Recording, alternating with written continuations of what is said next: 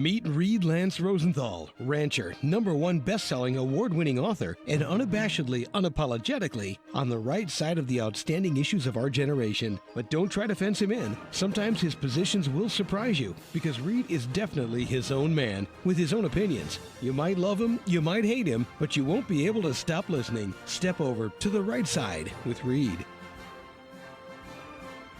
Howdy, listeners and viewers from coast to coast, the Gulf to Canada, and around the globe. Reed Lance Rosenthal on the Right Side Radio and the Cowboys Take on all sorts of platforms. Please hit subscribe, hit the little bell dingy wingy whatever on each of these sites. That way you'll know when these are coming out, since we don't have a set schedule. But I am shooting for and getting pretty close to 2 a week. And maybe we'll expand that in the future, given the fire hose of news and maniacal things happening around the globe, and particularly here in the United States. So, today's show, I was going to bring you the history of Bretton Woods and the Treaty of Versailles, which I'm going to do, but that's going to be the next show. I'm going to focus on it. There's been a gusher of news, a lot of it generated by Doge. The courts, some of which are going, shall we say, in our direction, not Trump's direction, but in the American direction, and some of which all appointed by Obama. What a coincidence.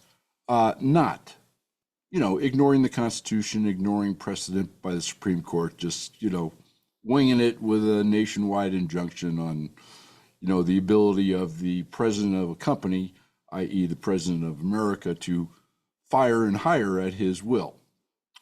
Okay, whatever. I'll bring you up to speed on that stuff. I'm actually a day late. I wanted to get this out yesterday, which is Friday. But I'm glad I didn't, because just this morning, a whole bunch of news broke. So we're going to concentrate on some of the, incredible, sordid stories of corruption, fraud, and treason that are coming to light, it seems, almost every hour.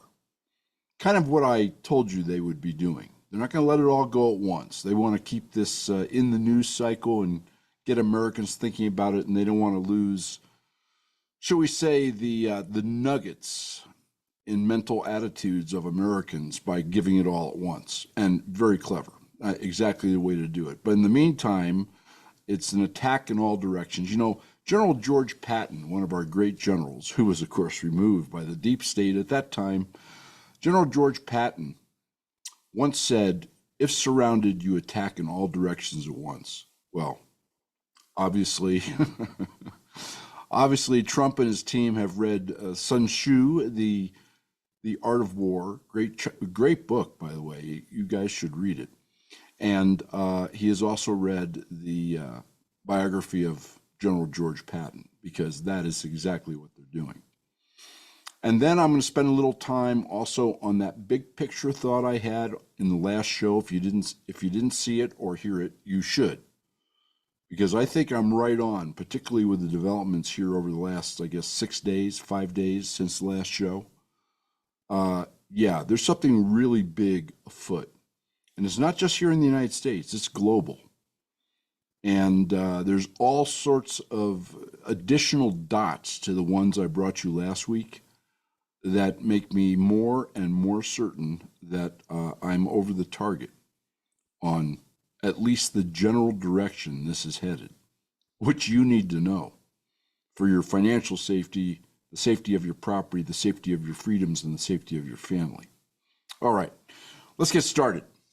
Number one, our founder's quote. And once again, apropos, given the fraud, corruption, treason, which is being uncovered at a breathtaking pace and in breathtaking amounts by the Trump team, Musk, Doge, etc. Benjamin Franklin. The price of liberty is eternal vigilance, and that includes being vigilant against corruption. We must constantly strive to protect our government from the corrosive effects of corruption. Unquote. Another one, Thomas Jefferson. Corruption is the enemy of revolution and the friend of tyranny. unquote. And what are we seeing where all this money's been siphoned to? That's right. Tyrannical, should we say, edicts, pushes, psyops programs. None of it known to the American public, of course, and none of it known, or little of it known, to the other side of the aisle by the progressives, right? All in the name of promoting tyranny. So the founders, once again, were prescient. Smart people were they, and courageous too. And before we get into the main body of the show, how about the ranch story for this week? So we have a gentleman, he sold a ranch, and he has a pretty big horse operation. Not huge, but noticeable. And he is kind of a brood mare guy. I'll get my pronunciation right here yet. I mean, difficult word, right, for a rancher. So he raises colts. He has his stallions, right, his studs, mate with his mares, all of whom have good papers and lineage and all the stuff that brings, top dollar. And then he sells the colts. It's kind of like a cattle operation in a way where you're selling your calves, but more entailed because of lineage and all sorts of other things that happen in the horse world, the equestrian world, that don't happen in the cow world. And he is thinking about moving 31, his whole horse herd, 31 mares and 3 studs, to this ranch, which would be, terrific in terms of monthly income, pasture rent, all sorts of other things. The problem is that we have pasture horses here too, and our own horses. And some of those are geldings. And one thing you can count on is that a stud horse is going to kill a gelding horse, like quickly, if that gelding is in amongst the stud's mares. Because the stud has no idea of knowing that the gelding's been neutered. As far as he's concerned, it's just competition for the nookie. So we can't put them in the same pasture. That means that we needed to figure out, to make this possibly work if it goes, how are we going to keep the geldings, our geldings, separated from his studs. And I went out the other day and I roamed around and I looked at the fences and all this kind of stuff, and I came up with a plan. And the other thing that we want to do is not, spend tens of thousands of dollars on new fencing and throw up more fences. I'm not a big fan of fences. And start cutting the ranch up into smaller and smaller pastures. But I came up with a plan using existing fences where the 9 geldings we have can be off in their own pasture during the summer. The 31 mares and the studs and some of our mares can be up in what's called the summer pasture, which is usually home to our entire herd during the summer. And in the winter, when the winter cows go out, we can move the geldings up in what we call the reserve pasture to the front road pastures. And this should all work. And what's the moral of this story? Because at first it seemed like a daunting and perhaps insurmountable problem. Where there's a will, there's a way. And you can do it inexpensively, and you can do it right, and you can do it efficiently. It's kind of like what Doge is doing at the federal level, don't you think? So there you have your Doge ranch story. Sans computers and geeks. Now, let's get into the main show here. Let's talk about some of the things that Doge has uncovered since we last spoke. A couple I hinted at the time because there was like rumor mills on all the various platforms and news articles, including from the left, gag me, that I follow to bring you this show. And once again, let me remind you that each and every one of these points I'm bringing up is in an article or a video. I mean, some of the videos are unbelievable this week in this show. Under the audio bar, on the rightsideradio.com, under the COVID page, on the rightsideradio.com, family safety, treason, corruption, and rat-a-tat-tat, and a few of them international, which ties into the big picture I'm going to wrap this show up with. All right. So Elon Musk, go Elon. I mean, Elon and the tech geeks are rocking and rolling. He's put a stop to $21 million in taxpayer-funded grants intended to boost voter turnout in India. And it just so happens it's for the left-wing party. Huh, such a coincidence. The opposite party, by the way, is not too happy about having found out about this. They are correctly calling it election interference by the American government. You know, kind of like Obama. Remember, this was Obama's third term the last 4 years. Kind of like Obama did, spending taxpayer money in Israel to try and overthrow Netanyahu. What was it, 2015, 2016, somewhere right in there? Yeah, well, it's happening all around the world. In fact, what he's uncovered is a $486 million, that's $500 million, folks, budget, which is tied to the, quote, Consortium for Elections and Political Process Strengthening. You gotta love the names they come up with, you know? Oh, so warm and fuzzy and so diabolical and dark in reality. All right, well, Doge uncovered another $29 million allocated for, quote, strengthening the political landscape in Bangladesh, unquote. Now, if you're familiar with international stuff, Bangladesh for the last 2 years has been literally in a civil war. Tens of thousands of people have died. The Prime Minister, Sheikh Hasina, was deposed. Thank you, CIA, Deep State. And why don't we just say the American Deep State did its nasty stuff once again in a little country that is really kind of controlled by communist China. 22 million meant for Moldova's political process. 40 million for a gender equality hub in Moldova. But they're not promoting their social mores, are they, folks? No. This is all about America and Americans. Other notable cuts. 47 million intended to improve learning outcomes in Asia. I'm sure that particularly you gals who are interested in the schooling of your kids, and dads too, know that the Asian scholastic scores, Asian scholastic accomplishments are almost triple ours with 1/3 the cost.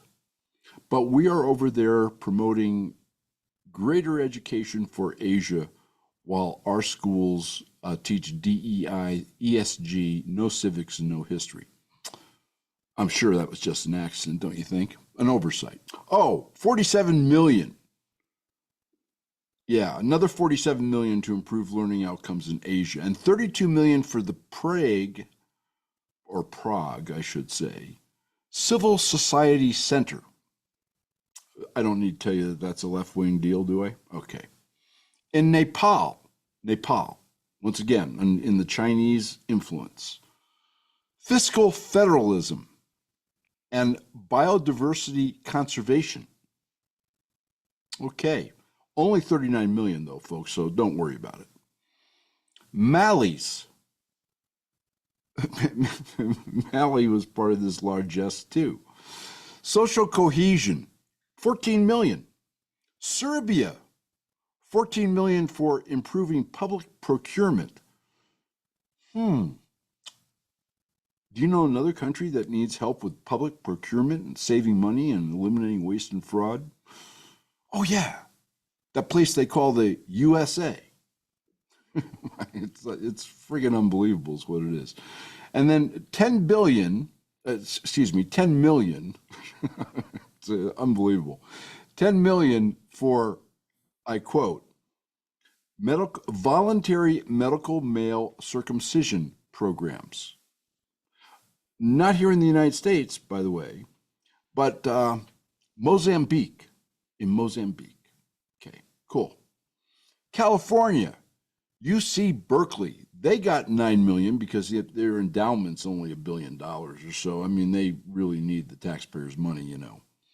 to develop entrepreneurial skills in Cambodian youth. How about developing entrepreneurial skills in the inner cities of America? Oh, that's right. Then you wouldn't have the victim class that votes for you. Gotcha. I think I understand it. Wow.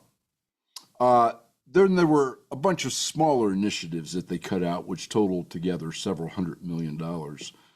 Just as an example, sustainable recycling models in Kosovo. Cool.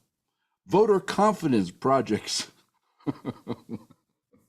How about here in the United States? Voter confidence. In Liberia. Okay. India. Let's go back to India.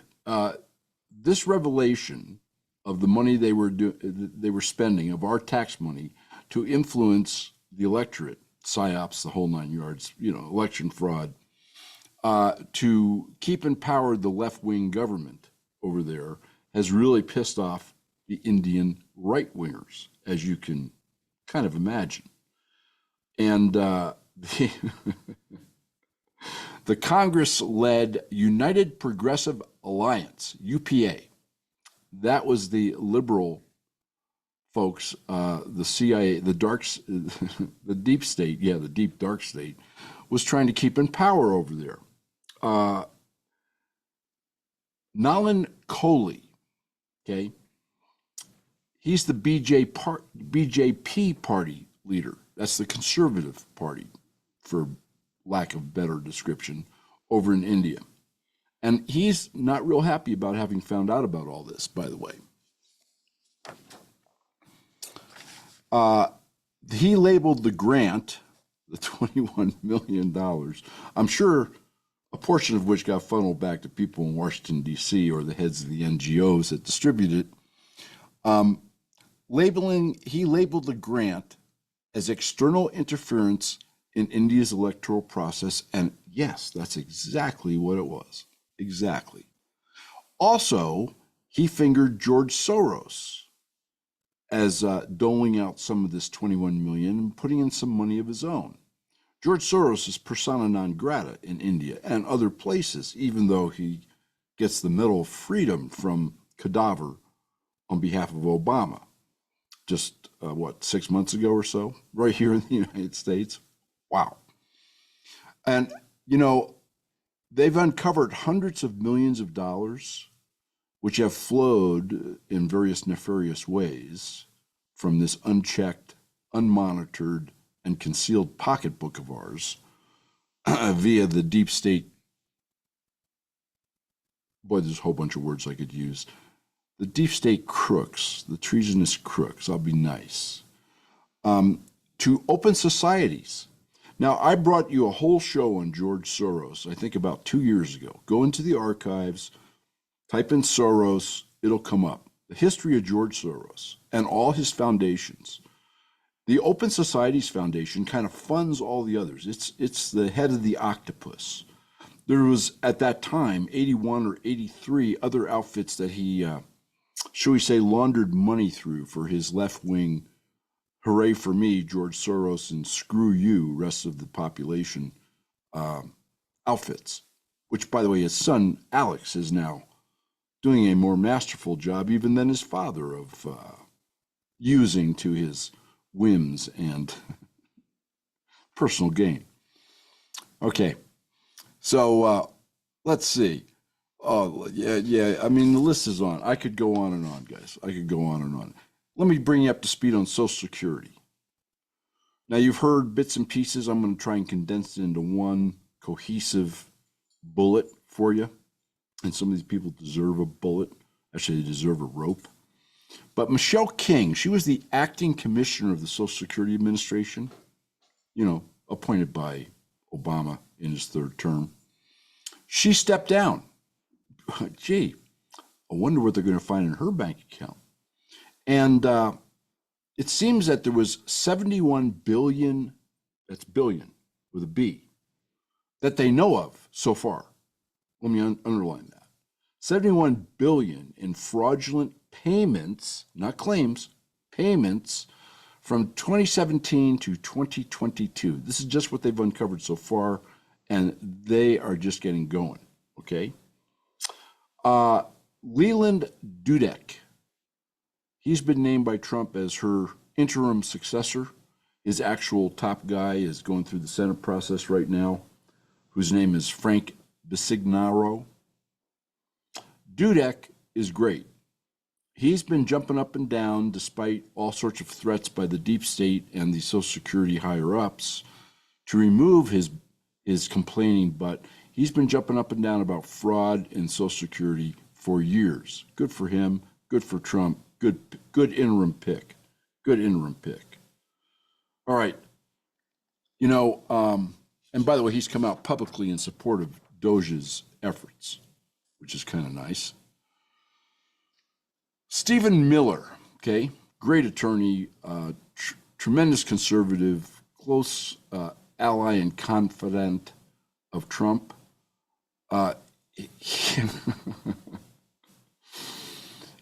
He has found, and Doge is now checking out, a massive scheme in Social Security, which has been siphoning American taxpayer dollars, right? The money that you pay, that's taken out of your paycheck, or that you contribute if you're self-employed,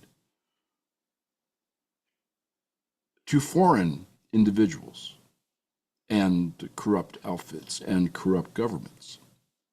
Wow. He thinks that just that discovery could save, and I quote, potentially over $1 trillion within a decade, unquote. Gee, maybe Social Security won't be going bankrupt in 2032 or 2033 as they tried to warn us. You know, fear is an amazing stick, and the Democrats love to wield it, and so does the deep state. Anyway, the Doge findings, put aside Miller's foreign findings, the Doge findings in the U.S. Social Security database, which is antiquated, 25 million Americans, they think they're Americans, are registered as being 100 years or older. There's a couple of them, by the way, that are older than the United States Constitution, which is really quite a feat. And you'll love this. These numbers tie in, although they're greater now because of the passage of years, with a study that the Social Security Administration under Obama in his second term did in 2015. In that report, the Social Security Administration, SSA as it's known, decided to not remove these people from the rolls, you know, because, I quote, prohibitive costs and minimal benefits. And let me add a third one they didn't have in their communique, loss of voters. You know, Social Security, you can go vote. Or shall we say that whoever's standing in for your dead 150-year-old butt can go vote? Never mind getting the checks. Anyway, wow. It's breathtaking, I'll tell you what. It's breathtaking and it is maddening. In fact, reading this, I'm chuckling, but I'm enraged. And you should be too. People have to hang for this, literally. And those that don't need to go to jail for a really, really, really, really long time. Otherwise, you know, the next Democratic administration, progressive, communist, anti-American administration that we have, it's just going to reinstate all this stuff, right? They're just going to set it up all over again. You'll love this. Doge has uncovered a $2 billion payment. You'll never guess who it's to. Stacey Abrams. Do you remember that loudmouth, absolutely obnoxious progressive that ran for governor in Georgia and talked about voter fraud and all this nonsense, and who has never conceded that race, by the way, to Kemp, I think 6 years ago? Well, it seems that she founded a nonprofit because, you know, that's what everybody was doing. That's how you get rich in Washington under the treasonous and corrupt rule of what used to be the Democratic Party and is now an instrument of who knows who. Yeah, so she started this nonprofit for solar initiative in disadvantaged areas. Oh, I feel so warm and fuzzy. It has raised, hold on to your bippy, $100. That's $100 so far in contributions. But it was awarded nonetheless a $2 billion grant by the Biden/Obama's third term administration. Now, where do you think that money went to, guys? Particularly prior to the election last November. I can't wait to trace those books and see how much of it flowed back to Stacy baby too. And maybe we should hang her. We need a bigger jail cell to fit her though. On the Social Security thing, I actually have articles posted that has the entire list, literally by 10-year increments of people who are in the Social Security program, registered on the rolls, etc. I did some quick math here. 100 to 109-year-old people that are on the Social Security dole, there's 4,734,000 and change of them on the roll, 100 to 109 years old. Okay. How about from 110 years old to 150 years old? How about 15.8 million people on the Social Security roll? That's right, 110 to 150. Wow. You know, I need to I need to find out their diet and start using it, you know, or their exercise regimen, I guess. From 150 years old to 160 years old, we got another 1,345,000 and change folks. Wow. Centurion and a half. And then from 150 years old to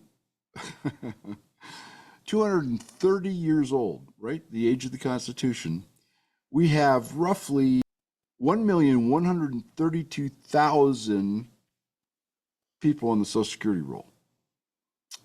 150 to 230 years old. Okay, real cool. And I think they're going to save the best for last, which is how much money these people have been getting under the Obama first and second term and Obama third term administrations. Okay. God only knows where the money went, but I think we all know where at least a portion of the money went. Number one, in kickbacks, and number two, in election fraud. Not to mention in all sorts of criminals' pockets, because anybody who's doing this is by definition, a criminal. Yeah, absolutely. I saved the best for last on this. There is one person on the Social Security rolls, just one, that is somewhere between 240 and 249 years old. And there is also one person, just one, who is somewhere between 360 and 369 years old. Maybe there are aliens. Maybe there are UFOs. Who knows? And, you know, why should our money be going to Martians anyway? All right. I mean, I'm joking about it, but it's really not a joking matter. It's outrageous. No wonder Social Security is going broke. And we're paying for it, right? 15%. 15 friggin' percent. All right. The total count of active Social Security numbers on Social Security, you're going to love this, is 398 million, Doge has discovered. 398 million and a few decimal points. That means there's 64 million, that's 64 million people, folks, like a fifth of the real population of the United States, that exceed the population of the United States, which is 334 million. In other words, there's 64 million made up people on the Social Security rolls. 64 million. That is not the people that I gave you who are 100 to 360 years old. This is over and above that. Okay. And obviously, tens of millions of them are receiving benefits. They're filing tax returns, and of course, they are voting. I wonder who they're voting for. I happen to think that this particular revelation, this Social Security thing, I mean, all the other stuff is absolutely outrageous, treasonous, corrupt. People need to be hung, go to jail, you name it. But I think this Social Security thing, which is why they're kind of trickling it out and waiting for the grand finale, the Social Security thing is going to be the Waterloo of the deep state. Yeah, I think so. I mean, this is just out friggin' outrageous. That's what it is. And one of the things which kind of, it makes me think, okay, if you have all these Social Security recipients, foreign, 360 years old, whatever, and 64 million names on the Social Security rolls in excess of the total population of the United States, how is all this money kind of funneling back to the perpetrators? And who are the perpetrators? I have a feeling since Kash Patel was finally confirmed as the head of the FBI, and by the way, he's wrecking havoc over there. I mean, he's already moved 1,000 agents into the field away from Washington. He's moved 500 agents to the Alabama headquarters, field headquarters, out of Washington, D.C., and he's kicking butt and taking names. Only been in there for like 48 hours. And I'm sure Doge is helping him along the way. All right. Unfortunately, like a late night infomercial, I'm not done. I'm not done. Wow. Then we have the United Nations, which I have long said we need to just get out of, okay? And then turn the United Nations building in New York into low-income housing or whatever, since there's a housing shortage. Cool. As long as it's not housing illegal aliens. Just some of the programs that Doge has found are being funded at the United Nations. And remember, by the way, who was the ambassador to the United Nations during Obama's reign of terror? Samantha Powers. And who was the head of USAID, as I told you last week, appointed by, quote unquote, Biden, Obama's third term, and whose net worth went from $700,000 to $31 million in her 2-year tenure as the head of USAID? Samantha Powers. Wow. It's amazing how all these loops close in all these circles, don't you think? Anyway, just to take one outfit at the United Nations, one outfit. This outfit is called the International Organization for Migration, and they have been instrumental in our open borders. What a surprise. Well, when the money was like cut off to them just a week ago, they suddenly sent out pink slips to 3,000 employees. 3,000. So, you know, the left is pretty clever, or should I say the communists are pretty clever. The anti-Americans are pretty clever. They were using our tax money to fund this outfit at the United Nations under cloak, total fraud, to open our borders, for which we're spending another $1 trillion a year, right? Illegal aliens, housing, school, food, cell phones, lodging, you name it. I mean, it's really staggering. It's staggering. So the effects are being felt by the bureaucrats who are getting the axe, taking the early buyout program, which, by the way, a judge finally approved. Gee, wow, early buyout. What a novel concept. And people who know they're going to get the axe. And I think a lot of them are looking for, should we say, to move to places that don't have extradition. extradition contracts.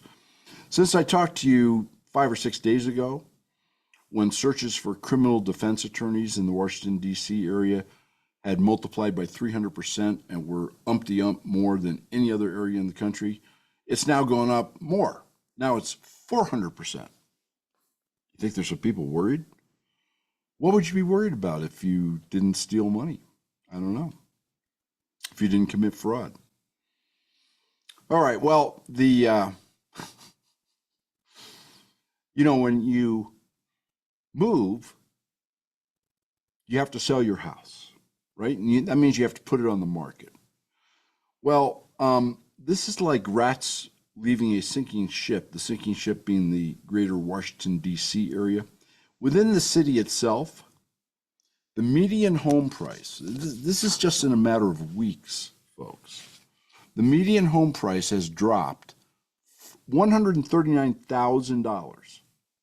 $139,000, basically from $699,000 median home price in November, the date of the election, to $560,000 now. That's 20% in 3 months. And let me tell you, it's just getting going, okay?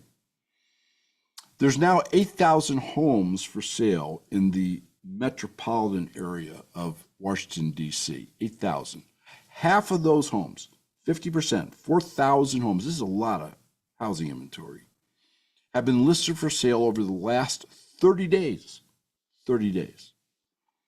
And since November 2024, another 5,000 homes have been listed for sale, which is well above the averages if you look at it over the years. New listings in the Washington, D.C. area over 1 million, which means, the higher hedgehogs in the bureaucratic morass of corruption, treason, and theft. Those homes, there's now 525 listings of homes over 1 million in the D.C. metro area, 44 listings worth over 5 million. I wonder if one of those is Obama. And this suggests, obviously, that it's high-profile jobs that are beginning to leave. Yeah. Now, that's just the residential market, and it's going to accelerate. In the Washington, D.C. area, commercial real estate is in big trouble around the United States and all the major metropolitan areas. I mean, big trouble. And you're going to hear more about it in the next few months. And it's a real sword of Damocles hanging over the banking system. But I'm not going to digress. That's for another show. So DOGE has now announced plans to eliminate 2/3 of the United States government office buildings. Good for them. Go, Elon, go. And they figured out that in those 2/3 of the buildings that the United States has been paying, who knows what for? I'd love to know how the rents stack up the market, right? To all the cronies. Yeah, and to BlackRock and Vanguard, we're going to talk about them in a minute because they play in this too, believe it or not. Well, obviously you believe it. Consider that DOGE figured out that not a single U.S. agency, not a single U.S. department occupied more than 50% of the office space. 50% of the office space at any given time in these buildings that we are paying for. If you zoom out further, you expand the metropolitan area in D.C., there's now 15,000 homes for sale. In fact, there's so many homes for sale that Zillow is now listing them in clusters of 280 houses. Like, I've never even seen that on Zillow. Yeah, unbelievable. Now, you know who's been making a lot of money in the D.C. area? Two outfits. United Wholesale Mortgage, UWM Holdings, and Rocket Mortgage. You've heard them. They have all sorts of ads going. Let me tell you who owns these companies. The owners of United Wholesale Mortgage are Vanguard, Fidelity, Platinum Equity Advisors, BlackRock, and Northern Trust Company. Remember that Vanguard, BlackRock, and State Street are really kind of all the same bundle, right? It's all the BlackRock mantle. And the top shareholders of Rocket Mortgage, think about this next time you want to apply for a loan, are Vanguard, Fidelity, Boston Partners, JP Morgan Chase. Oh, they're going to figure in here at the end of the show when I tell you what's going on in the big picture. And BlackRock. And the top shareholders of Bank of America, the third largest mortgage placement holder, are Berkshire Hathaway, you know, Warren Buffett, good buddies with Barack Obama, Vanguard, BlackRock, State Street, and Fidelity. I mean, they got all three of the BlackRock outfits in there. So, while this market has been cratering here over the last 60 days, these folks, BlackRock and the crew, have been busy buying up all sorts of properties. You know where? Oh, where the fires were in LA and where the fires were in Hawaii. Maybe it's just a coincidence. What do you think? Yeah? Nah, nothing to see here. Let's move right along. All right.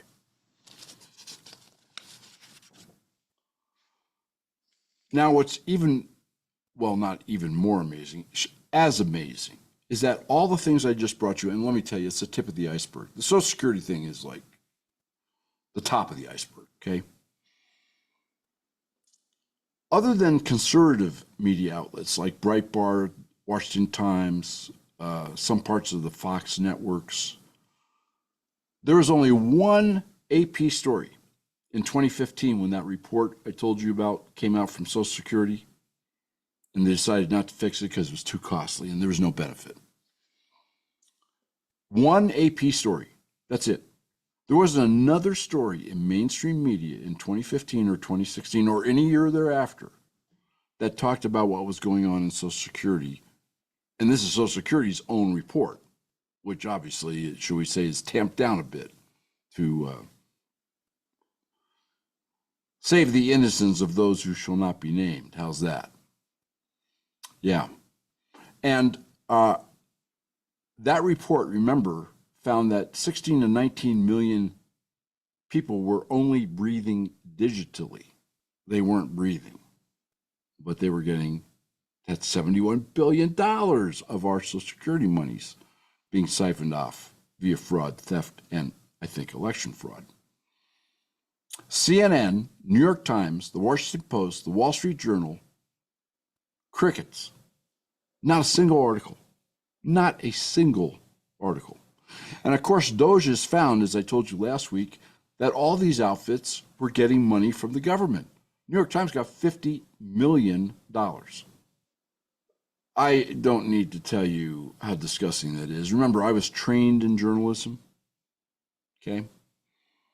Why don't we just say that the failure to report stories like that is in and of itself an act of fraud, a psyops undertaking, and treason. I'll leave it at that. Some other little tidbits for you today before we get into the final part of the show. On the economic side, they tell you how good it is, folks. It's so good. Well, inflation went up, both at the wholesale and the consumer, by the way. And remember that those numbers don't include housing and fuel and a whole bunch of other things. Eggs are now, I was just told by my ranch lieutenant who went shopping yesterday, it's $10.50 a dozen for eggs, $10.50 a dozen, which leads us into the whole pandemic 2, shall we call it? You know, this avian bird flu where they're killing off all the poultry, which, by the way, is just making the virus, the avian flu virus, mutate and become more difficult to eradicate. You know, kind of like the lockdowns did within the human species with SARS-CoV-2, COVID-19. And we now find that the same Batwoman scientist funded through USAID, Fauci at NIH, and the laundered money through DavCheck at Ecosystems Alliance, has been getting funded all along here. Nothing has stopped. And she just announced in a paper, I'm talking about this is like days ago, that now there's a second COVID-19 that has mutated, and it's going to have to be called a whole different virus. Wow. And it just so happens that this was discovered at the Wuhan lab by Batwoman herself. Cool. So, what fun is the deep state having thinking up how they can slow down this freight train called Trump and team? Yeah, I'll be bringing you more on this. If they think that this is going to go over a second time, I think they got a big problem. And I think if they try and force it, they're going to have a bigger problem. They are from this cowboy, let me tell you. And I didn't go along to begin with, but now I'm entrenched in the no, I will not comply mindset. In Maine, I got a great video. It's under the audio bar and under women of Trump dressing down the governor of Maine at the governor's conference where he addressed them. They all came to Washington, D.C. on her refusal, on Maine's refusal because of her, on Maine's refusal to take men out of women's sports. You know, the whole transgender brain dead thing.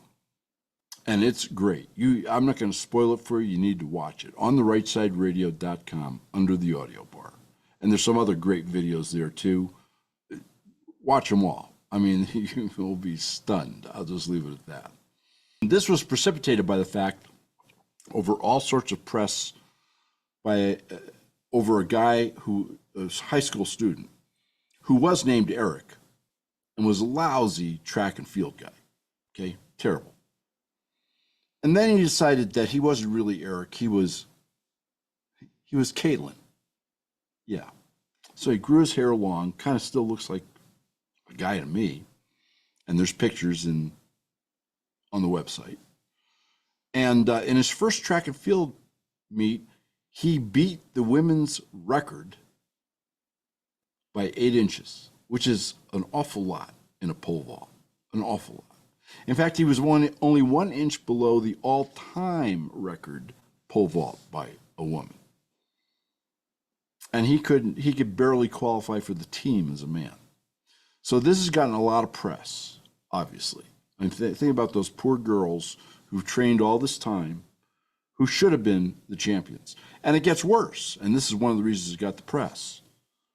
Him winning the pole vault put the team ahead, and they won the state championship by 1 point.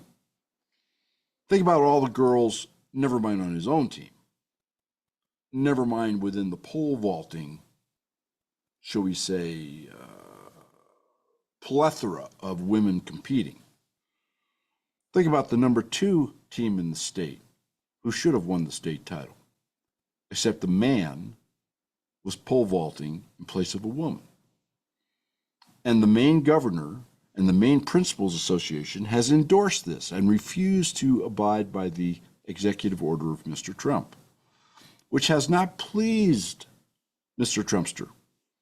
And you really need to watch what he says to the Maine governor in this news conference in front of all the other governors of the country and the press. It's friggin' terrific. Friggin' terrific. Okay, so on the court side of things, okay, the Supreme Court, they deferred. They didn't halt it.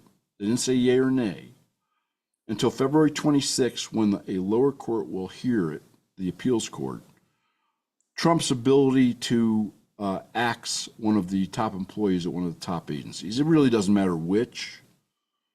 What it matters is that the Supreme Court, in my opinion, I mean, everybody's going, oh my God, the Supreme Court is going to back Trump. I don't think that's it at all. I think they are following legal precedent, and they are not going to get ahead. First of all, they don't want to set the precedent of everybody jumping up to them without going through the appeals process. I mean, they can't handle all the workload. And that's also undermining the entire judicial system and judicial protocol. But they want to see what the appeals court does, and then they'll take up the case. So we'll see what happens.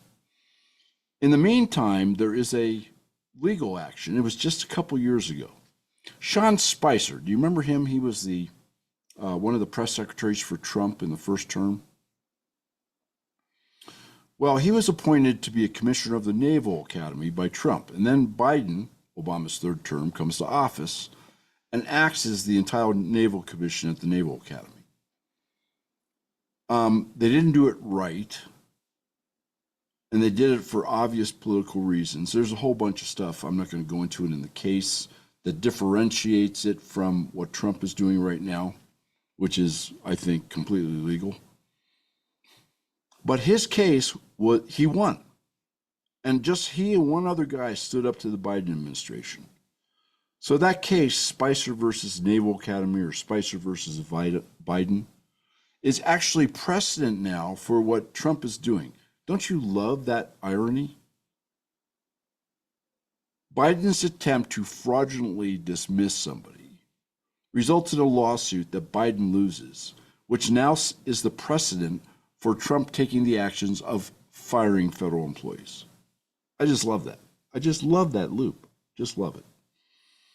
And then we have an Obama judge. This is unbelievable. Of course, it's an Obama judge.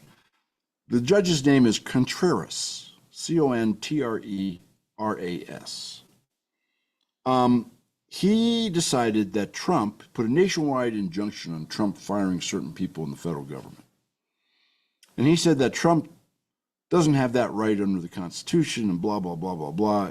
He needs to read Article 1, Section 1, Article 1, Number 1, under the United States Constitution. It's only a couple sentences, it might be one long sentence. And he'll know that his ruling is wrong.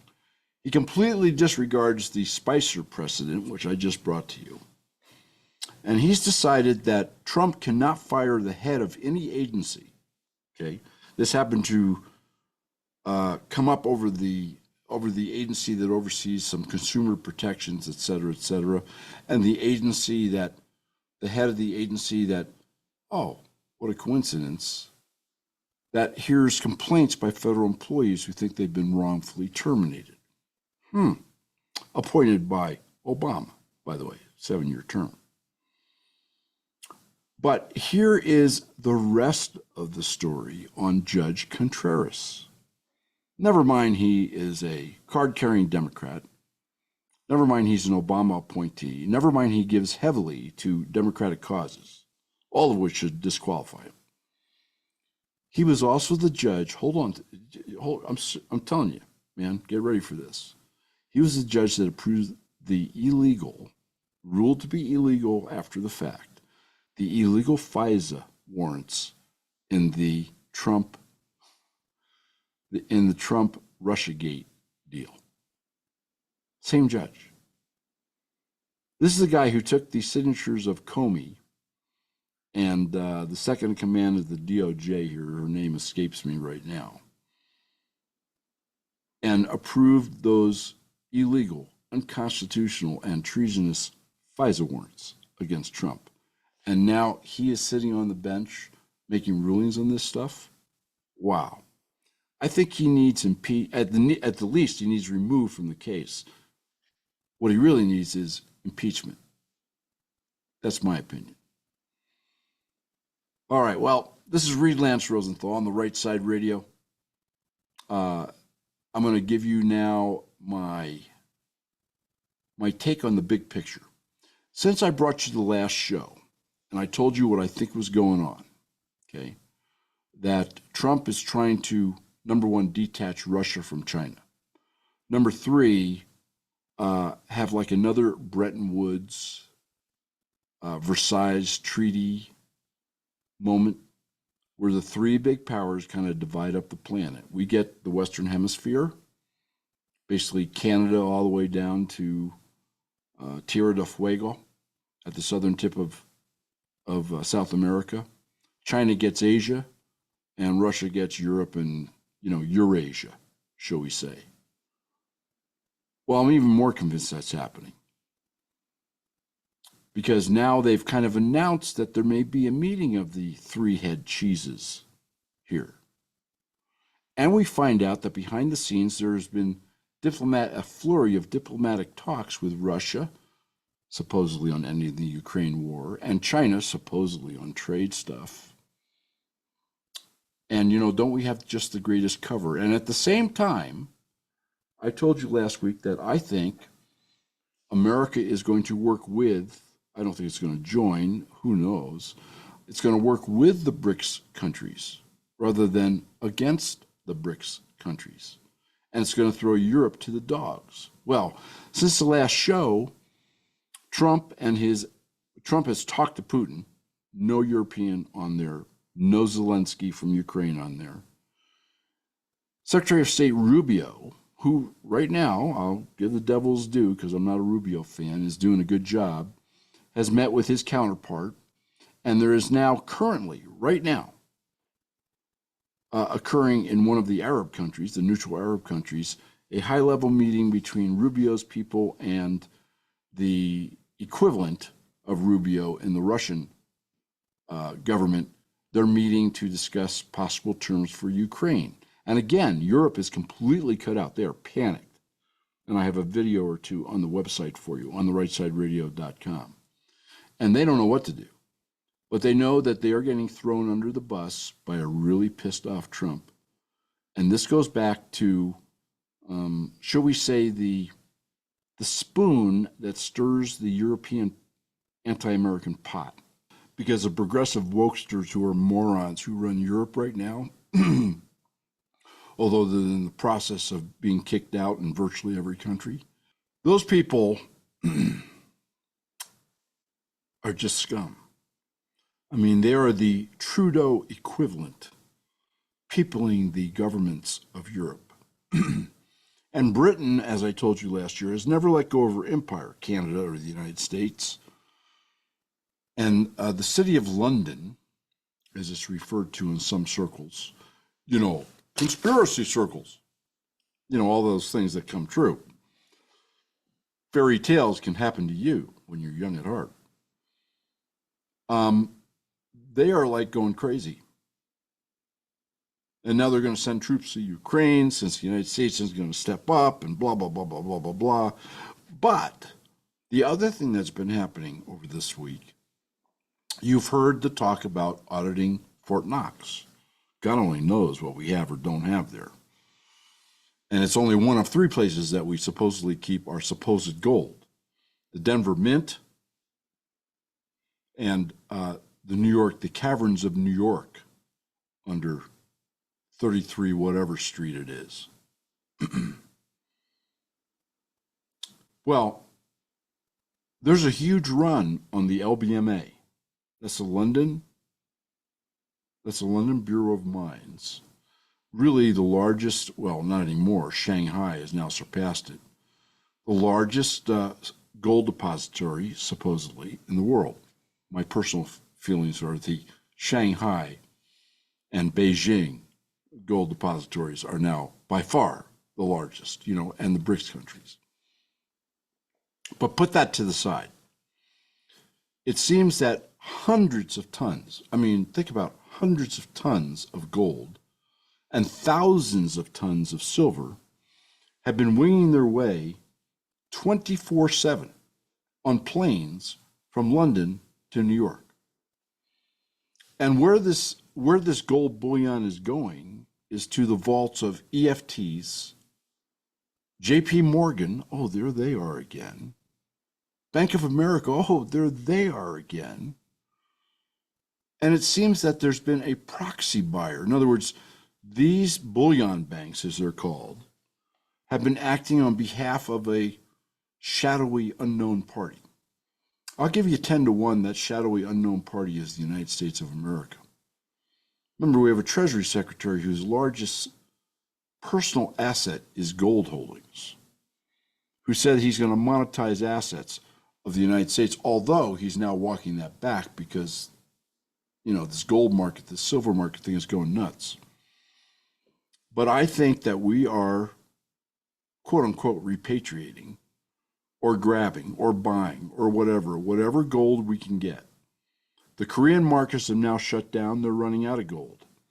All the Chinese gold banks where Chinese people can go buy gold, grams, 5 grams, whatever. They have virtually run out of inventory over there. Remember that China is the largest producer of gold in the world. It's not like they have to import it all. And the Shanghai market is a cash and carry. In other words, it is a physical asset market. In Shanghai, unlike the COMEX here in the United States and the LBMA over there in London, the two big Western hubs, where you can buy paper, right? You buy a piece of paper, you sell a piece of paper, you make a put or you make a call on a piece of paper. A put being you're selling it, a call means you're buying it. And that piece of paper represents, depending upon what kind of contract you have, 1 ounce or 100 ounces or 1,000 ounces of gold. And they're all standing for delivery, all these contracts. That's never happened before. Usually you're buying a contract as a speculator because the underlying price of the asset will go up. You can sell your buy contract at a profit, where if it went down, you can buy back, shall we say, your sell contract at a profit, because the metal or the commodity, could be wheat, grain, pigs, doesn't matter, has gone down. So all you have is paper, digital paper.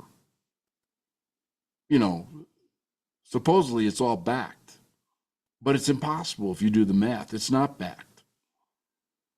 And all these people, these shadowy figures, the bullion banks, the shadowy figures for whom they're acting as proxies, I've told you who I think that is, are standing for delivery on these contracts. In other words, they're saying, I don't want the cash.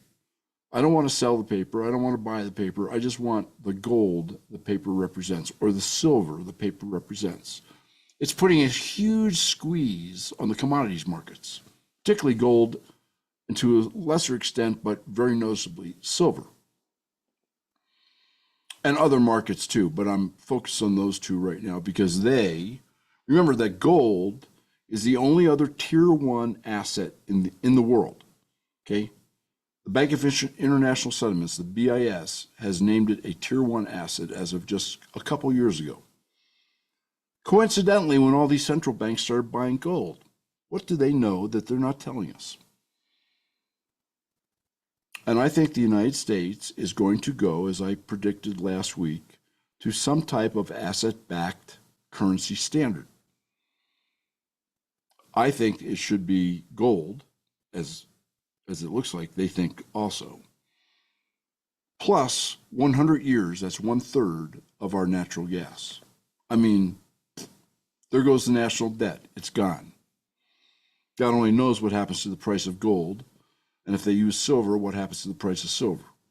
But that's not the point of this show. What I'm trying to tell you is that there is huge things afoot globally. I'm going to bring you more of that next week when I bring you the history of Bretton Woods and Versailles, because history repeats. In this case, I think it's way more than a rhyme. I think it's a repeat, just with a different cast of characters, but same result, and you need to know about it. This is Reed Lance Rosenthal on the Right Side Radio and the Cowboys Take. Remember, please subscribe. Hit the little ringy-dingy bell so you know when these are coming out. And whatever else you want to do, put a comment down below. What do you think? You think I'm nuts? Am I a conspiracy theorist? Or am I onto something here? And let me know what you think of this graft, corruption, treason, you name it, that's being uncovered by Doge. Go Elon, go Donald, go. Keep the wind at your back. We're going to talk to you in a few days. Please remember, if you've missed any shows, just click on Show Archive and you'll find all of his shows. We look forward to seeing you here again next week for another episode of Reed Lance Rosenthal on the Right Side.